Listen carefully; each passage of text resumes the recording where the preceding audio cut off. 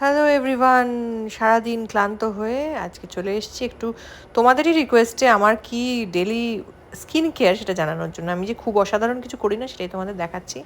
আগে অনেকবার অনেক কিছুভাবেই দেখিয়েছি, আর একবার দেখিয়ে দিচ্ছি তোমাদের রিকোয়েস্টে। ফার্স্টে এই ফেশিয়াল হেয়ার রিমুভ করে নিই, রোজ নয়, এটা সপ্তাহে একদিন কি 1.5 সপ্তাহে একদিন করি এটা।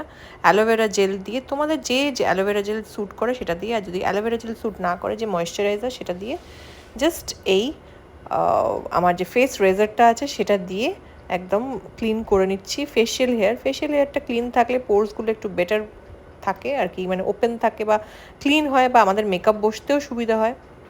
এটা ক্লিন করে নিলাম, আর দেখতেও অনেক ক্লিন লাগে।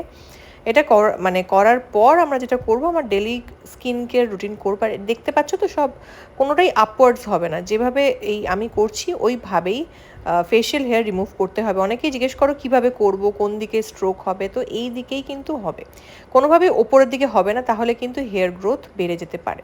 সো একটু কেয়ারফুলি মানে এই কোন দিকে হবে আমি সেটার জন্যই আরও ভালো করে তোমাদেরকে দেখাচ্ছি।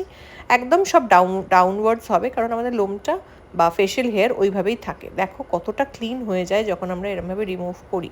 আর থ্রেড দিয়ে আমি করি না, তার কারণ হচ্ছে এই স্কিনটা অনেকটা লুজ হয়ে যায়। এই ক্ষেত্রে স্কিনটা লুজ হওয়ার কোনো টেন্ডেন্সি থাকে না। আর এইরকম যদি ডাউনওয়ার্ডস করো তাহলে কোনোরকম কোনো শক্ত হয়ে যাওয়ারও কোনো চান্সেস থাকে না। এবার আমি আমার স্কিন কেয়ার করছি একটা ফেস ওয়াশ দিয়ে, যেটা সবাই যেন মিনিমালিস্টের ফেস ওয়াশ, আগেও দেখিয়েছি। সেটা দিয়ে ফেসটা ভালো করে ধুয়ে নিচ্ছি। আর যদি তোমরা জানতে চাও আমায় কমেন্টে অবশ্যই লিখবে, আমি জানিয়ে দেবো কোন মিনিমালিস্টের এটা কোন ফেস ওয়াশ এটা দিয়ে আমি ক্লিন করি। এরপর আমরা যেটা করব, আমার সব হোমমেড বানানো আছে, সেই হোমমেড সেরাম আর হোমমেড ময়েশ্চারাইজার ইউজ করব। দেখে নাও, একদম ক্লিন করে নিলাম। এটা হচ্ছে আমার কাছে একদম একটা রিফ্রেশমেন্ট। ভালোভাবে পোরসগুলো থেকে যা ডার্ট আছে সারাদিনের সেগুলোকে একদম ক্লিন করে বের করে দিলাম। এরপর তোমাদের কাছে ফাইবারওয়ালা যদি টাওয়েল থাকে সেটা দিয়ে মুখটা একদম মুছে নেবে। দেখো কতটা ফ্রেশ লাগছে, কিভাবে এসছিলাম প্রথমে আর এখন দেখো মুখটা। এটা হচ্ছে আমার হোমমেড সেরাম। কারা কারা জানতে চাও হোমমেড সেরাম, আগে অনেক দেখিয়েছি, তাও আমার পার্সোনাল হোমমেড সেরাম কারা কারা জানতে চাও জানিও। আর দেখো কিভাবে সেরামটা ইউজ করবে সেটা দেখো। সবটাই আপওয়ার্ডস হবে এই কারণে যাতে স্কিনটা লুজ না হয়। যত আপওয়ার্ডস করবে তত স্কিনটা টাইট থাকবে, এবং এটাই হচ্ছে প্রপার স্কিনে মাসাজ দেওয়ার নিয়ম। তোমরা অনেকেই জানো, এখন প্রায় সবাই জেনে গেছো, তাও তোমাদেরকে এটা আমি জাস্ট দেখাচ্ছি, কারণ অনেকেই বারবার করে বলেছো দিদি তোমার স্কিন কেয়ারটা একটু দেখাও।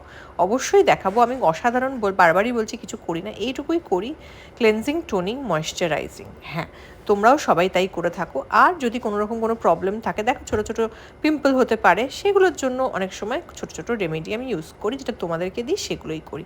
এটা হচ্ছে আমার বানানো একটা নাইট ক্রিম, সেটা তোমরা আবার বলছি যদি জানতে চাও অবশ্যই দেখাবো।